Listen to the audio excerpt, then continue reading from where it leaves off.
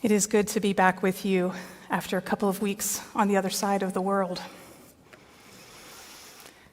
This Sunday, Palm Sunday, this week, Holy Week, is probably one of the most recognizable sets of holy days for Christians, even for low church, less liturgical brethren.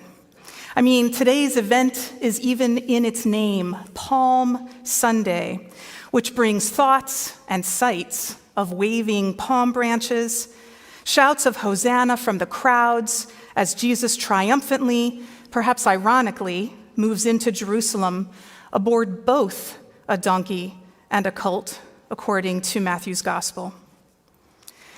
I was drawn to Jesus' movement in this passage, the entrance into the city, likely while another entrance was happening from the other side, at least according to Marcus Borg's and John Dominic Crossan's reconstruction of the day in their book, The Last Week, What the Gospels Really Teach About Jesus' Final Days in Jerusalem.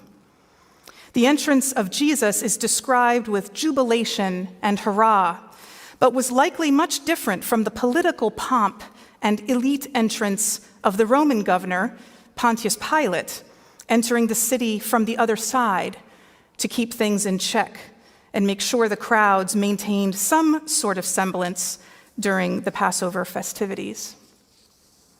Jesus' entrance to Jerusalem sounds a bit like a parade, and the closest I have ever come to being part of something like that is my experience at races I have run, particularly at the finish line. I've participated in a handful of half marathons and one full marathon in Pittsburgh in 2016. It didn't go quite as planned. I had trained with a good friend, and we were well prepared. Months of preparation for running 26 miles, training runs that increased week by week through all kinds of weather, sometimes multiple kinds of weather in the same run, led to increased endurance and strength, if not necessarily increased speed. But unfortunately, on race day, my friend began having significant leg cramps very early in the course, and we ended up walking for much of it. Any hopes we had for a particular time goal were completely upended, and we just wanted to finish.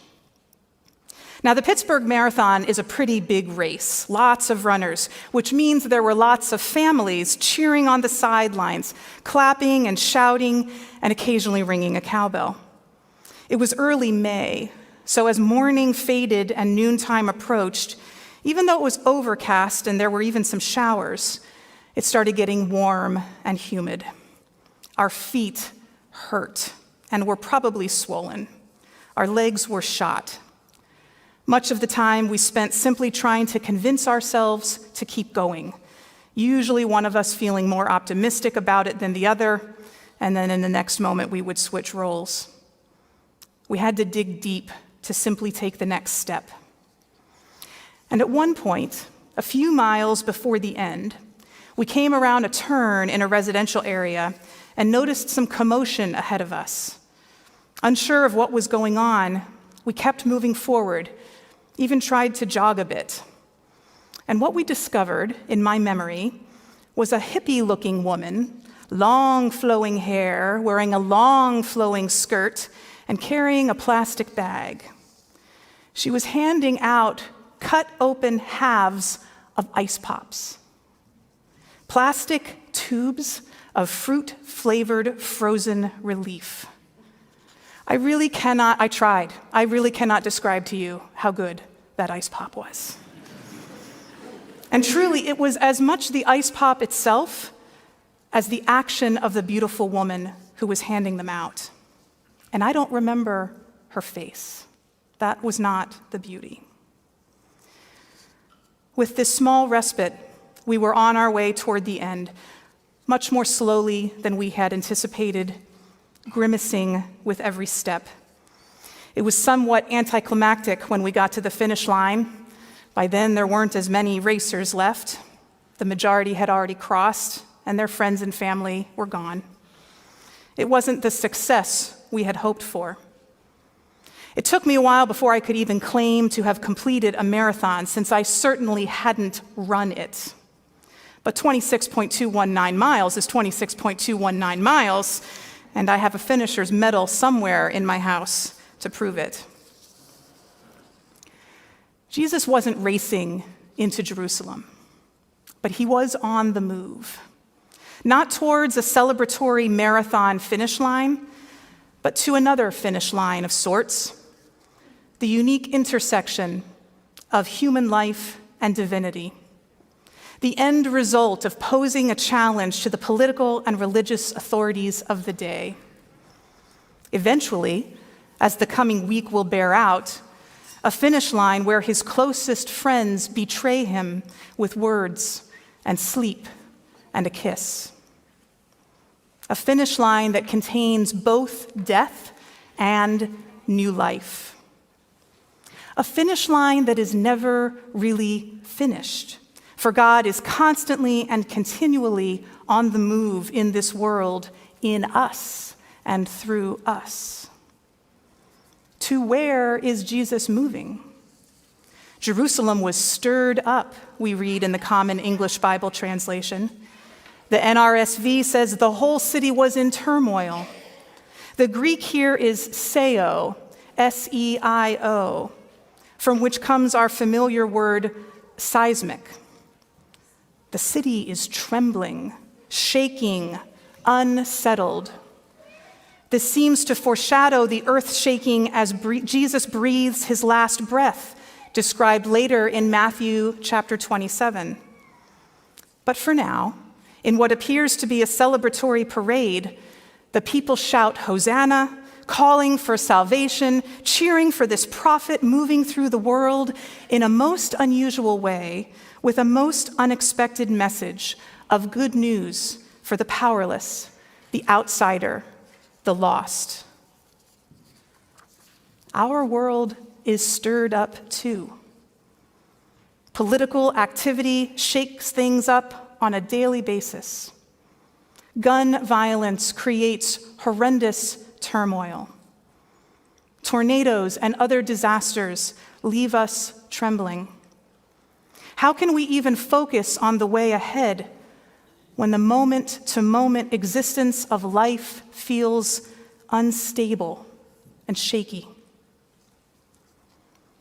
Here on Palm Sunday, notice that Jesus is on the move.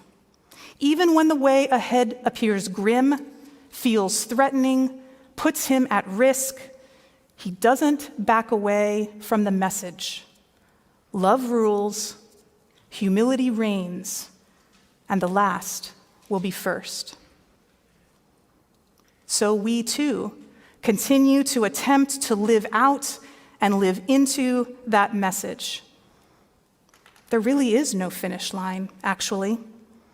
The path twists and turns, and we can never fully see what lies ahead. But we are drawn forward in hope, with the assurance that there is more to experience and understand. Perhaps that is what keeps us moving. So what gives life? Movement. Sometimes that looks like exercise. We certainly need that kind of movement to keep our hearts and muscles strong and our energy levels high. But here on Palm Sunday, as we enter the Holy Week ahead, we are focused on the movement of Jesus into Jerusalem, which leads to life that could never have been imagined. A transformation of life available to any and all who are open to the mercy and peace of the Spirit's movement, all who are willing to step forward with wholeness and justice for all of God's creation, all who are willing to clothe the naked, feed the hungry, and give an ice pop to the weary. Today we have the opportunity to witness and support 5 individuals who have chosen to continue their movement following Jesus as part of this congregation. Some will enter the baptismal waters, and all will commit their lives to Jesus' way, the holy, loving way of Christ. As a faith community, this is a special and exciting time. These new members have chosen to link together with us, proclaiming Jesus' message of love and mercy and grace, and striving to practice peace, service, and openness to all. It is a reminder to all of us of why we are here, week after week, and why we identify as companions of Christ. Watch out, world. Jesus and his followers are on the move.